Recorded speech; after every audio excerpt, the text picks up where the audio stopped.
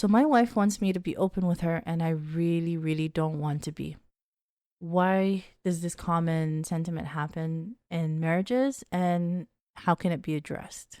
I know the answer. I'm not going to tell you. What's the answer?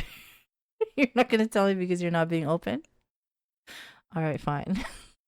Assalamu alaikum, and welcome to the Muslim Marriage Podcast, where we show you how to find and build a healthy marriage as a Muslim. I'm Zahra Hassan. And I'm AJ, and we've been married for 3.5 years. If you like our videos, please comment and subscribe.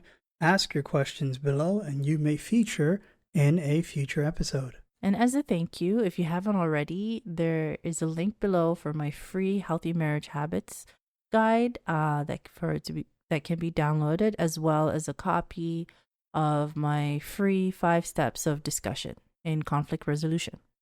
Okay. Mm-hmm. Having said all that, let's get started. Let's get started. This week's episode is entitled My Wife Wants Me to Be Open with Her. So we're going to go through a little bit of why this happens and how to start to address it. Are we ready? Yes. All right, so let's get to the question. This is from a brother who asked this in the Muslim Marriage subreddit. And he says, I got some newlywed problems that I could do with some help with.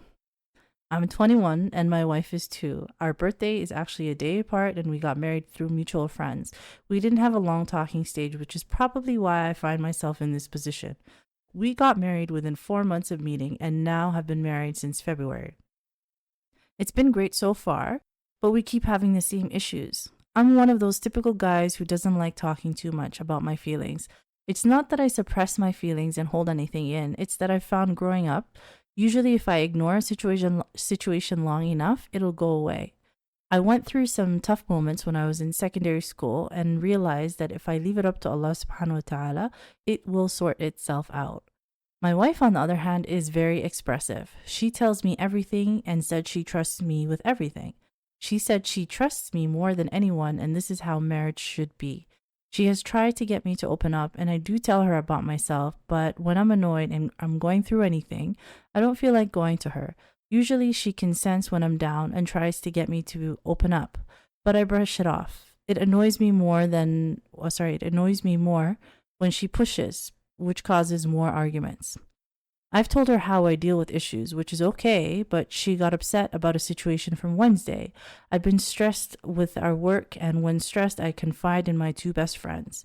Our trio has been together since we were 6, when we met in the masjid, and have been inseparable since. That's another love story in itself. My wife asked me about it, and I brushed it off. Another situation was that I got some family drama, which isn't too serious, but I'm looking to sort it out, and I confided in my sister about this issue. And then my wife lost her mind. She kept saying that she should be the person I go to, and says that the whole time we've been married, I haven't gone to her once for this sort of thing. Honestly, recently I told her I loved her even if she said it the night of our wedding. Since then, I've constantly said it, but I don't feel quite comfortable sharing everything for her. We've had a few arguments in the past week about this, and I just said she'll get stressed even more. She said she can't handle her emotions sometimes, so I don't want to pile them on. This was the worst thing to say, as she's been quiet for the past couple of days. I also said I feel my friends would give me better advice. Stupid, I know. How do I get her to understand my point of view, and how do I make it up to her? Is this also a normal thing newlyweds go through?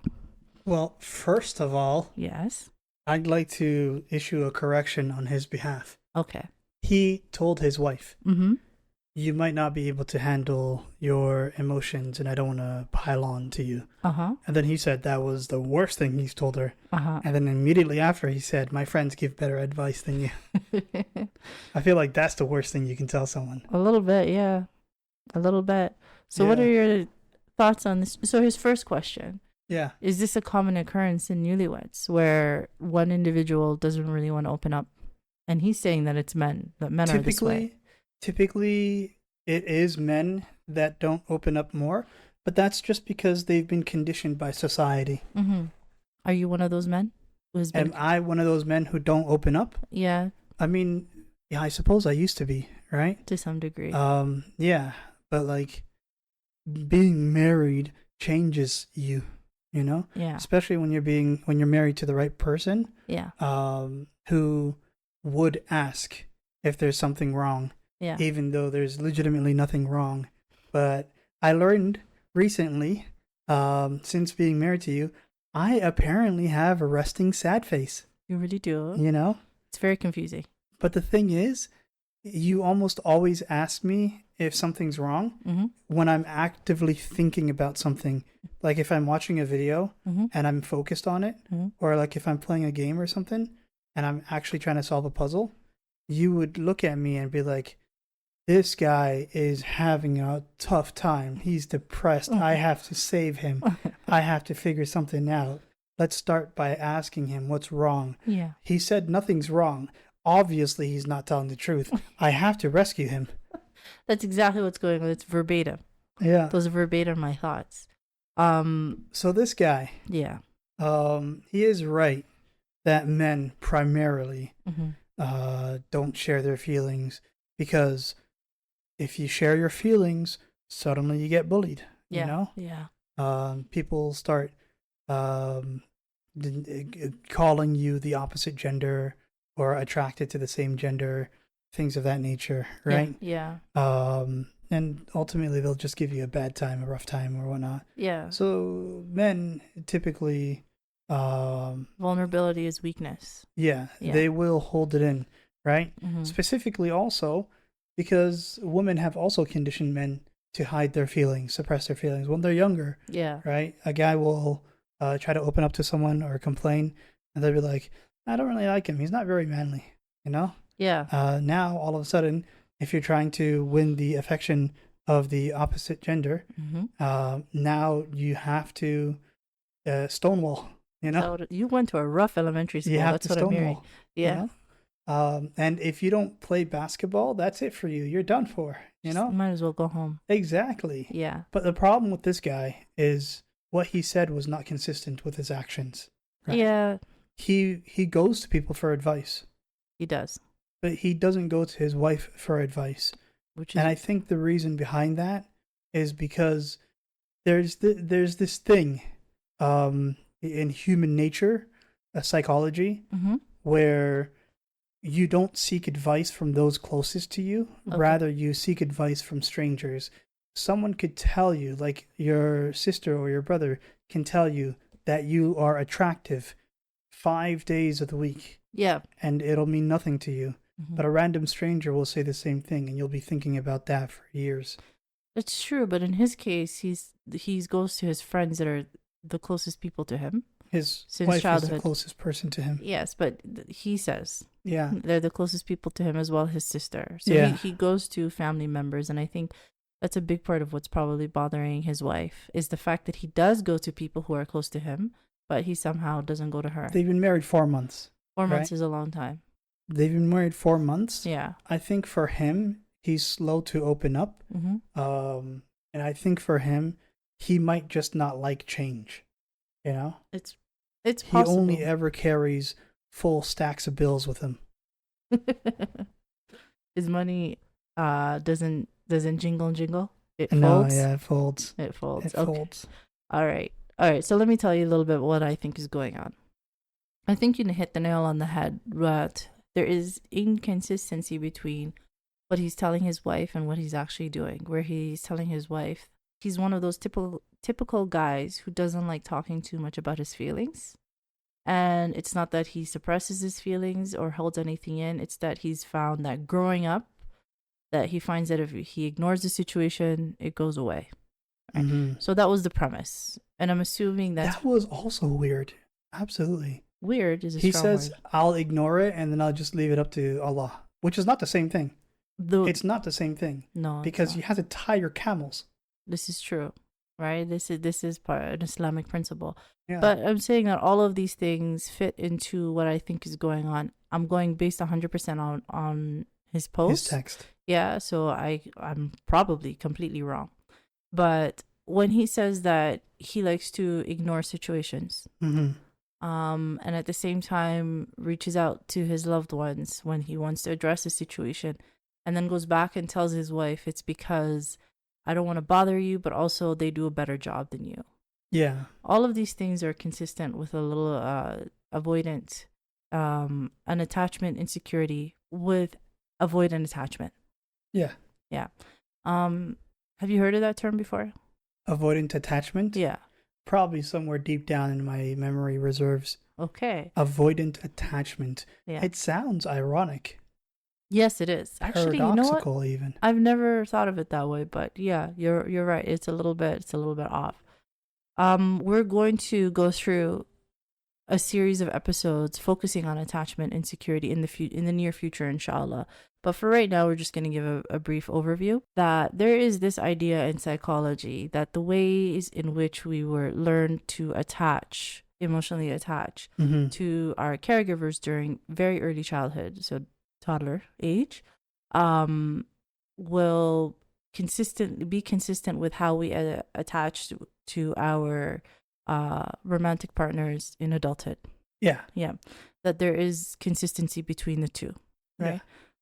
This is based on something called I believe it was called the stranger experiment, where they put toddlers in a room with their parent and a stranger, and then the parent would leave, and then they would see how the toddler reacted. And based on how the toddler reacted, they came up with four different types of attachment, 3 that are insecure and 1 that is secure attachment. Yeah. Of the 3 that are insecure, I believe the third one was added later on. But of the insecure types, the 2 big ones are anxious attachment and avoidant attachment. And each is exactly what it sounds like. Yeah. So today we're talking a little bit about avoidant attachment. I've added, by the way, just now, with my life experience, I've added a 3rd type of attachment. A fifth, actually. Yes. Yes, the 5th. It's called hysterical avoidant. What is that? It's the effect I have on babies. It sounds terrifying. They see me, they cry. It's quite, it sounds intense. I'm a big man. Yes, you know? yeah. So I just scare them.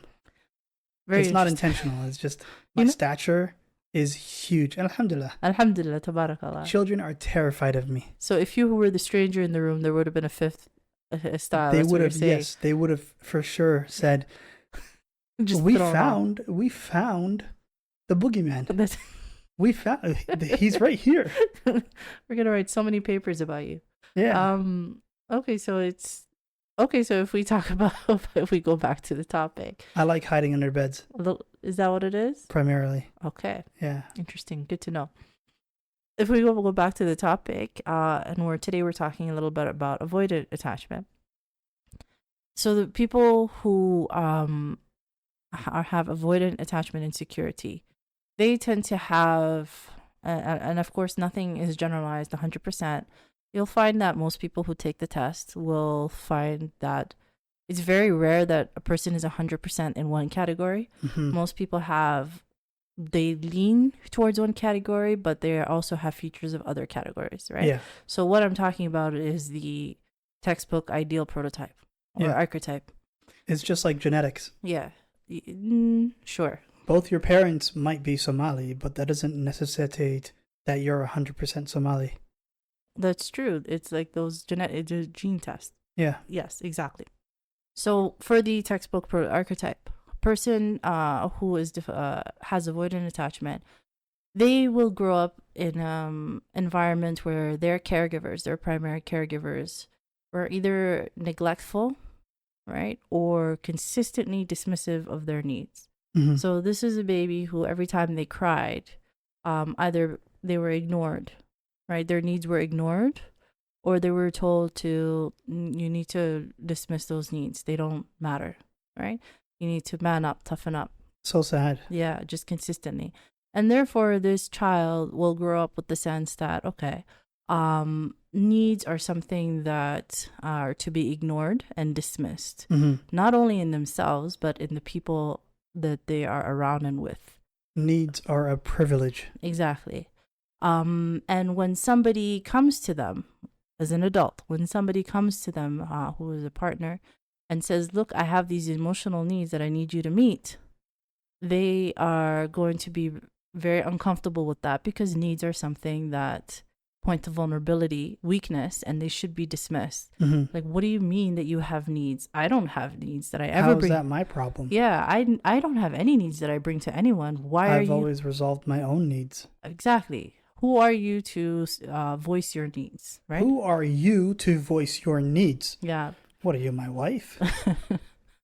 Pretty much, right? So that's what's the subconscious level. That's the dialogue. Yeah. And what that means by extension is that they are uncomfortable with the things that will lead to this happening. Mm-hmm. So the things that will lead to somebody coming to them and saying, hey, I have this emotional need, are pretty much any kind of emotional intimacy. Yeah.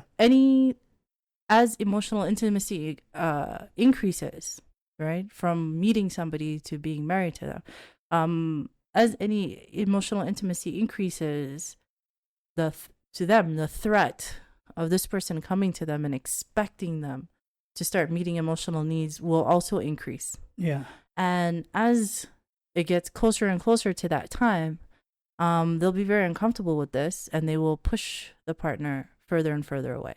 And they will engage in what are called distancing behaviors. Yeah. Distancing behaviors, which is, I remember I have coached quite a few people who are avoidant or in the past. And I remember one gentleman, he explained that his favorite word to use was whatever. Whatever, because it was non-committal. And you would ask, like, if somebody asked him, hey, what restaurant do you want to go to? They'd be like, it's fine, whatever. Because even saying I want, like, I have this want, that I choose this, that I'm revealing this aspect of my personality, is a step towards some level of emotional intimacy, no matter how small, right? And even these tiny small steps are things that are heavily monitored and very sensitive, and that even these small steps they will distance away from. Yeah. In terms of language. I think the problem with him was he chose one phrase of apathy. Okay. Right? Yeah. And that's a negative. Yeah. But if he added another phrase of apathy, negative becomes a positive. Yeah. So he should have added the term so in there. Right? Yeah. Yeah. He should have not said whatever. He should have said whatsoever. Try it. Whatsoever? No, ask me, like, what restaurant do you want to go to? What restaurant do you want to go to? Whatsoever you choose. Okay, that's... See how it becomes a positive spin? It does become a positive. Exactly. All right. I don't think that... He shouldn't have said whatsoever. I doubt, though, he's going to take our advice. No, he should. He should say whatsoever. He shouldn't have said whatever. I understand. I understand, but his goal is different from yours. Because your goal is to make me happy. Yes. His goal is to have nothing to do with this person. Right? Yeah. So making a person happy is a form of emotional intimacy. And they don't want to take any steps towards any level of emotion. And the closer the two become, right? By societal standards, by any standard, the closer that they become, and the more that emotional intimacy becomes more necessary, the further and the harder they'll push away their spouse. So let me go through and apply that to this situation here. So this gentleman, he explained in the beginning that he doesn't like to deal with issues. He finds that avoiding them, they will just go away. Yeah. People who have avoidant attachment can often have this strategy for dealing with issues. Because to deal with an issue, right, what do you have to do? You need to go and talk to people. You have to engage. And you need to be vulnerable. You need to do all these things that are very deeply uncomfortable. Yeah. So it's better to just avoid it. Exactly. Right? Exactly. And with respect to when he's going to his wife and talking to his wife, it's important to note that he didn't have to tell her that he spoke to his sister about the issue. Yeah. He didn't have to tell her that he spoke to his friends about the issue. He did volunteer that information. That is weird. According to the text. Yeah. Part of our nephew is here today. He's making a cameo. I think he agrees with me. That's what all those sounds mean. I'm very excited to agree with you. But so that's that the fact that he's volunteering this information, he understands on a conscious or subconscious plane that he's telling her the message that the problem is you. It's a form of distancing behavior. Yeah, he's trying to say, listen, I've already got everything sorted out. Yeah. I don't need you for that aspect of my life. You're not necessary. Just focus on the kitchen. Pretty much, that's exactly what happened, Yeah. right? So that's so again, this was another distancing behavior in my opinion. Yeah. So I think hopefully all that picture becomes clear. People who are avoidant, attached, who have avoidant attachment, people who have anxious attachment. The third one we can talk about is fearful avoidant attachment, which, you know, for trivia, I believe that I am, right? People who have secure attachment, none of them are bad. Mm-hmm. These are just all coping mechanisms that we come up with based on our childhood, right? Yeah. And or based, sometimes people develop or jump from one category to another based on very traumatic relationships in adulthood. Mm-hmm. That can also happen. So it's a consequence of what you experience. It's not a reflection of who you are. Right. So if this gentleman has avoidant attachment, and that's an explanation for why he's pushing away his wife of 4 months, then it doesn't mean he's a bad person. It just means that this is what he's doing what he knows best to keep himself safe. Yeah. Because emotional intimacy is very scary or very uncomfortable for him, and he just wants to stay safe from that. Another thing is that they've been married for 4 months. Yes. And they didn't have a very long talking stage. Yes. That is also very significant because there is variation in how long it takes for a person to go from pretty much normal. Yeah. When I say normal, like apparently securely attached, to starting to exhibit these distancing behaviors. But I found 3 to 6 months. 3 to 6 months is about when it starts happening. Mm-hmm. Oftentimes clients will ask me, hey, so how does that, when let's say you meet a person who is avoidant attachment, how will that relationship progress? In the very beginning, when the demand for emotional intimacy is zero, right, or very little, and the expectations are very relatively little, Yeah. they're pretty comfortable. Yeah. Right. And human beings like social interaction being different from emotional intimacy, just companionship without intimacy, right? Mm-hmm. We're wired for companionship. So they're happy to engage with you. They'll ask questions. They'll be a little bit more forthcoming because they don't think you have any expectations. Right. Yeah. And so that relationship will start from that place of normal, and over time, go towards more avoidant and more avoidant, 3 to 6 month turnaround. Mm-hmm. So when he said 4 months, again, I think that's part of what's going on. I think that he has a little bit of avoidant attachment. Yeah.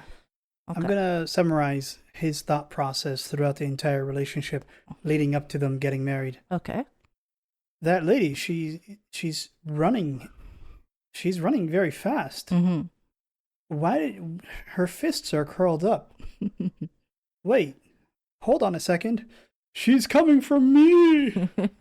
That's pretty much what's going on emotionally. Mm-hmm. On an emotional level, as an analogy, yeah, that's pretty much exactly what's happening. Yeah. Right? So he has to go back onto his guard. Being in a relationship with somebody who is avoidant attachment, if you are not also avoidant attachment, can be very painful. Mm-hmm. Because being distanced away from your partner constantly and consistently and increasingly feels a lot like rejection. Actually, Yeah. it probably is rejection on some level, because they're rejecting your bids for emotional intimacy. Mm-hmm. And that hurts. It hurts a lot. And So painful. I cannot tell you the number of clients who have come to see me, both men and women in the past, but now women clients who come to see me who are married and they have this dynamic going on, and the pain that they go through, it's heartbreaking. Mm-hmm. So another common question I get is, well, how do I recognize that somebody has avoidant attachment early on? Yeah. Yeah. The short answer is that they probably won't, because the signs are extremely subtle. I mean, there's one question you can ask. What's that question? If I were a worm, would you still love me?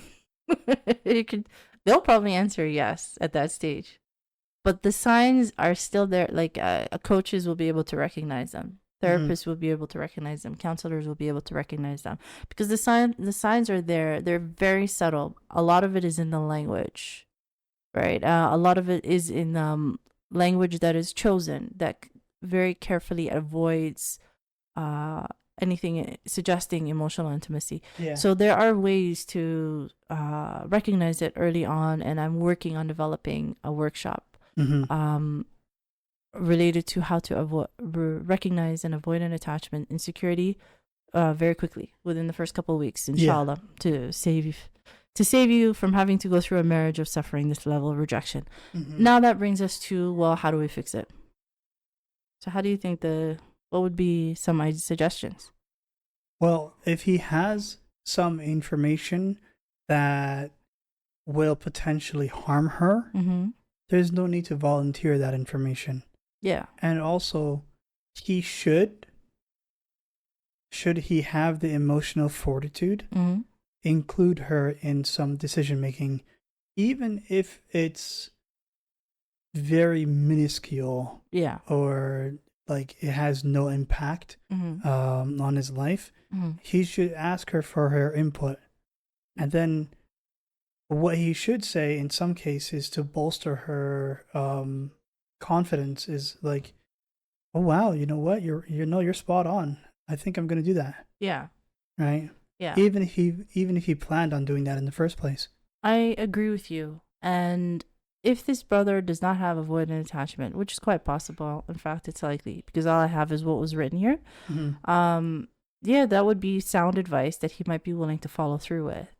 But depending on how far up the scale he is on avoidant attachment insecurity, then it would be too uncomfortable to follow through with any of that advice, because it goes counter to his intention to avoid emotional intimacy, right?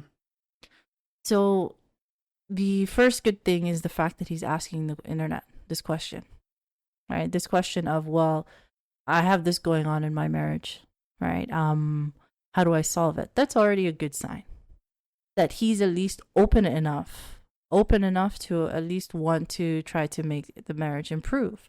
Yeah. Yeah, because another common knowledge in the world of coaching, counseling, therapy is that people who have avoidant attachment almost never are the ones to ask these questions.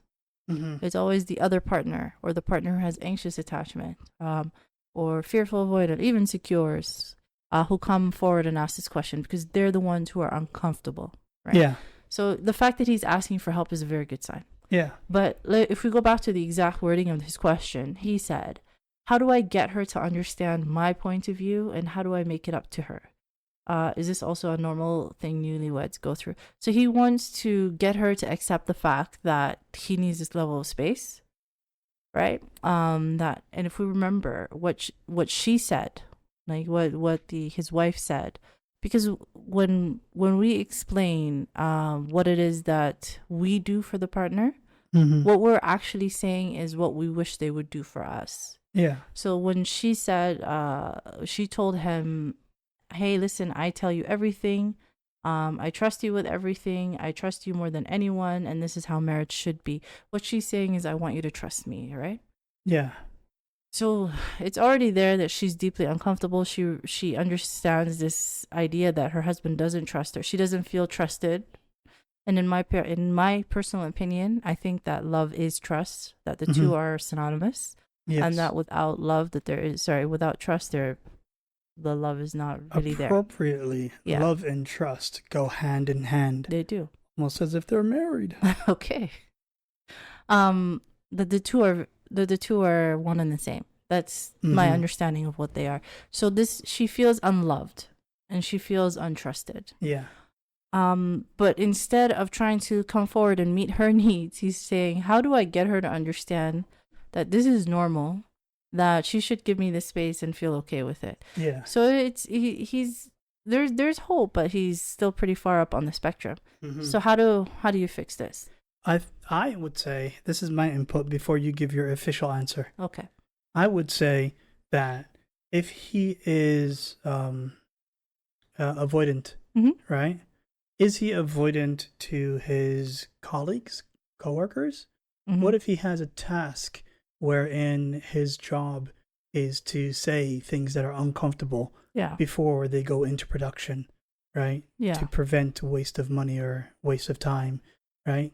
He would do his job, Yeah. right? Yeah. Because it's not just for his benefit, but it's for the benefit of his employer, Yeah. right? And he has a fiduciary responsibility to the shareholders. Yeah.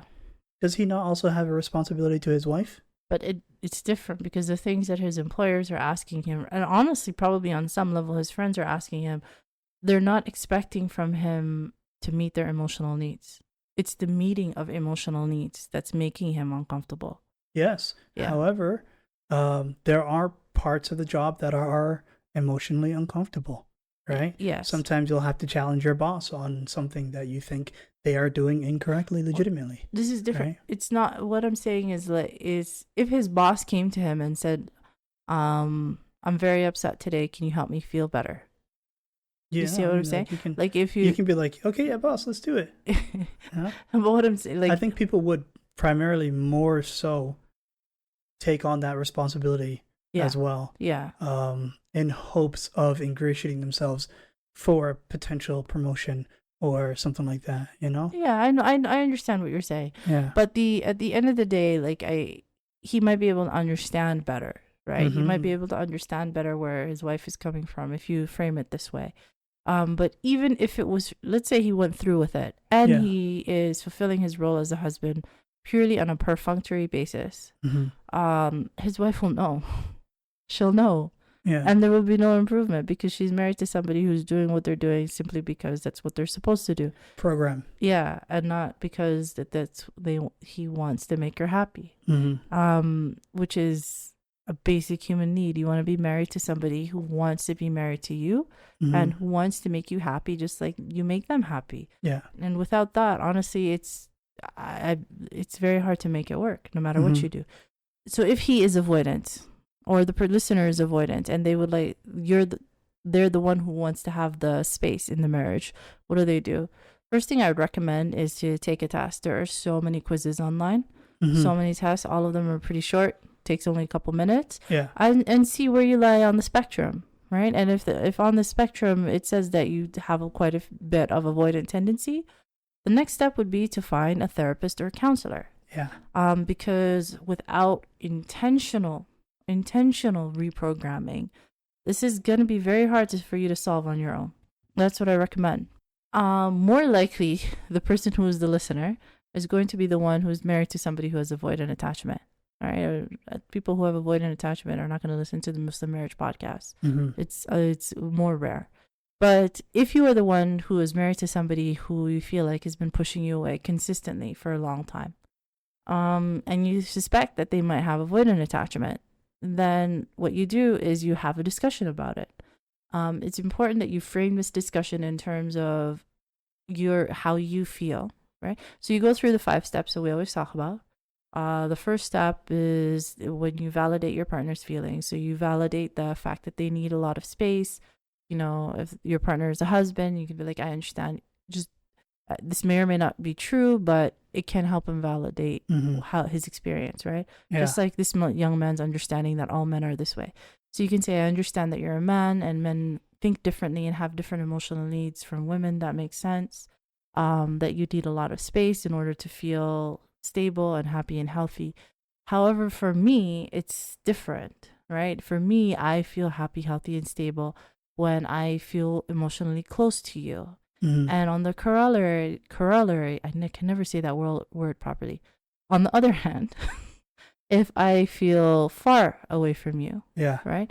Or disconnected, or honestly, even if I feel like you might not be doing it, but if I feel like that you're pushing me away, it makes me feel rejected, that I'm somehow not good enough for you.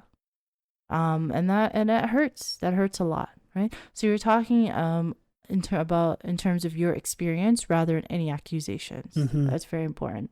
And then you go to step 3 of, does that make sense? And they say, yeah. You go back and forth to make sure that you guys are on the same page. And then step 4, when you state your need, right? He says, okay, how do we do this? What do we fix? Ask them, just say, would you be open to taking a quiz, to taking a test? I've heard about this thing called avoidant attachment, right? It's consistent with what I've seen from you. I might be totally wrong. how would you feel about taking a test? And see if he'll take a test. Yeah. That could be what your need is here. It could be. Yeah. And then step 5 is when you ask them how they feel about that. So have a discussion with the goal being that, first of all, he understands, he has the information that he needs, that you've been very uncomfortable with this for some time. Yeah. But also to see whether or not he will take this test. And if it comes out that your spouse, whether the man or the woman, is quite avoidant on the results, next step is to see if they'll be open to a therapist or counselor. Mm-hmm. Now, I have, in my experience, there's still, for some reason, a stigma associated in the Muslim community. If you'll notice, when I say that I've been coaching for a long time, back when I was coaching men and women, the majority of men that I was coaching were non-Muslims, because Muslim men have a hard time seeking out coaching. Yeah. And now that I'm coaching couples, a really big challenge that we often come across, me and the women who found me, is in encouraging her husband to come and find help from a coach or a counselor. There are lots of amazing counselors and therapists that are Muslim, that are everywhere, that are online, accessible, and relatively decent prices.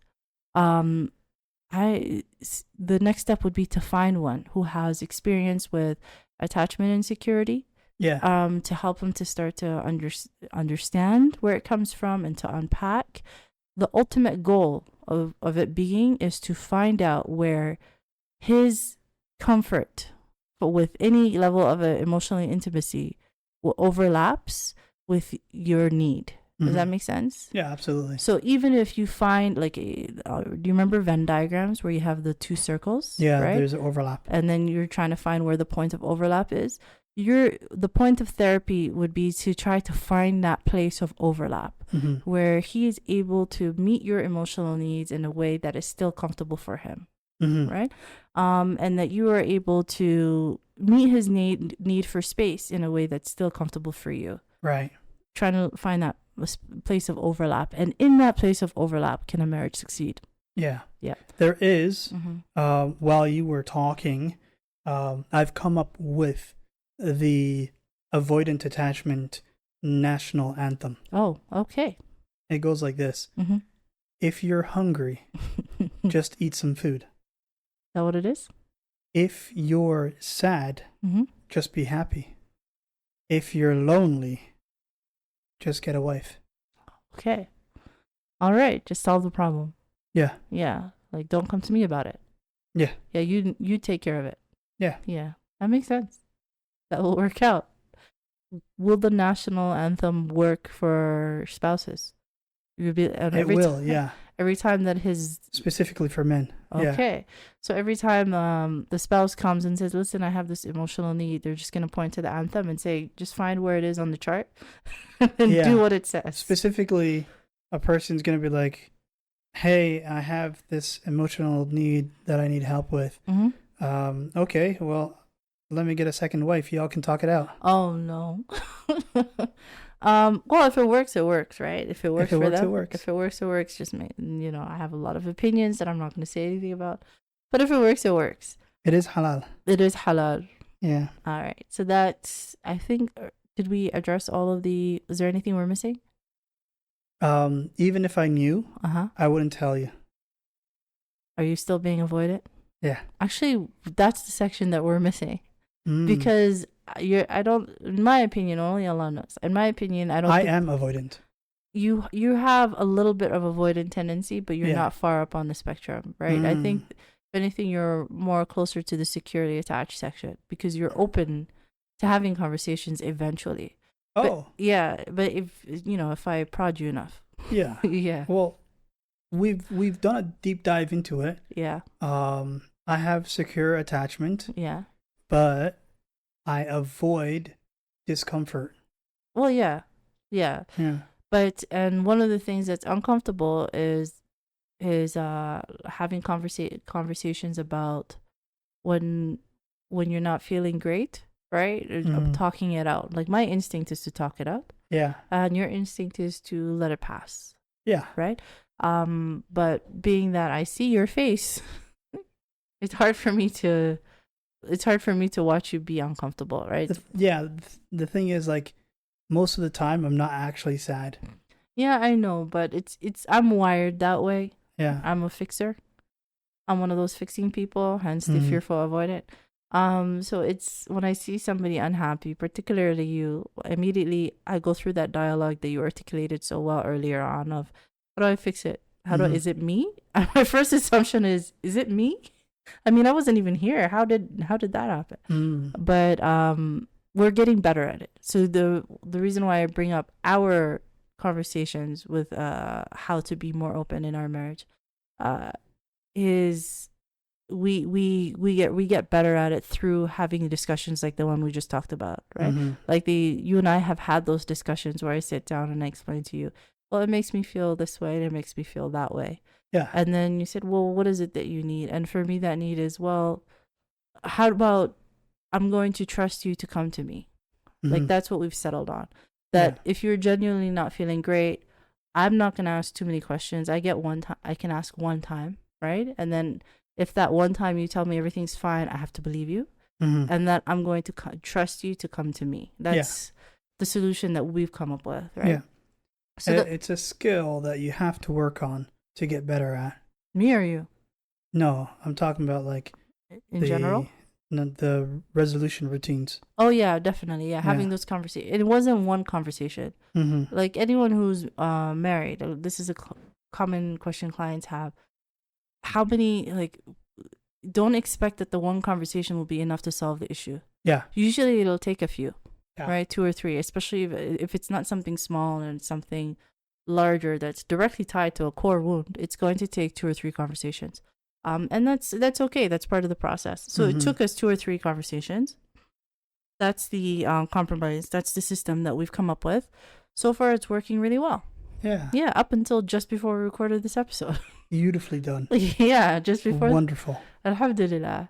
So hopefully, so we won't keep the people here any longer. I don't think, In Shaa Allah, we're not missing anything.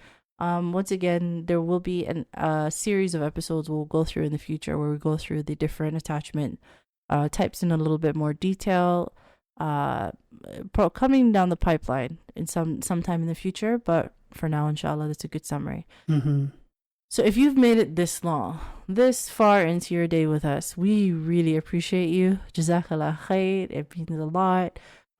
This week, once again, it's Kenya. That's number 1 in terms of people who have been listening to us.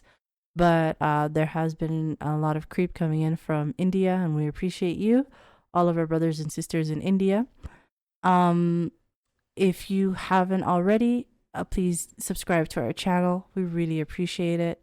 And if you haven't taken your free copy of the Healthy Marriage Habits Guide or the 5 steps of discussion in conflict resolution, both of those PDFs are available for you in the description below. Having said all that, Jazaa K'Allah Khayr. We really appreciate you. Have a great weekend, and we'll see you next time. Assalamu alaikum. Wa alaikum assalam.